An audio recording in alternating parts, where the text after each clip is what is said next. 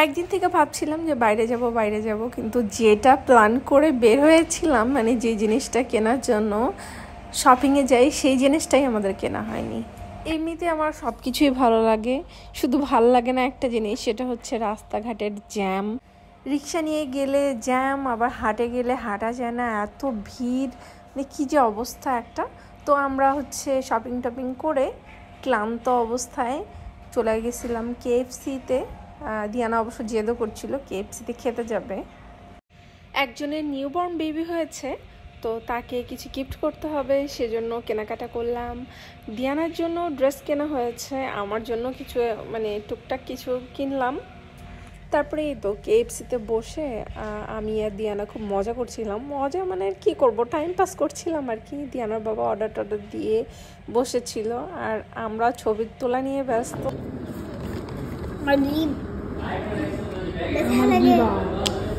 এই জন্য সোডা খাই না, লাইক করো না এই জন্য। এখন বুঝি মানে এখন লাইক করে কেন, ওয়াই বা না যে টেস্ট আছে একটা বেশি। এটা কি সোডা দিয়ে নেবো কালার করছে। এই যে আমার হাতের ব্রেসলেটটা দেখাচ্ছিলাম, এটা অনেক বছর আগের ব্রেসলেট, মনে হয় দিয়ানা হয়নি তখনকার। তবে ব্রেসলেটটা একদম নতুনের মতো আছে, অবশ্য ভালো করে রাখার কারণেই নতুনের মতো ছিল।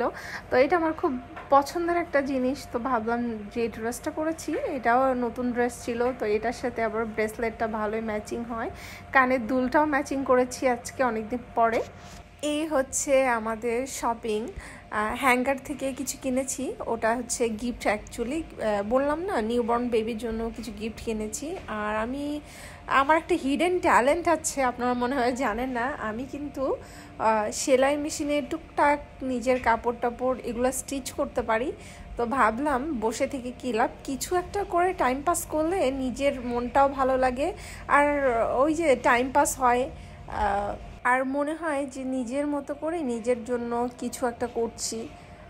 আমার না একটা জিনিস সবচেয়ে বেশি ভালো লাগে, সেটা হচ্ছে আমি বিয়ের আগেও আমাকে না বাসা থেকে কখনো কেউ বলে না যে না তুই এটা করিস না, ওটা করিস না, ওখানে যাইস না, সেখানে যাইস না।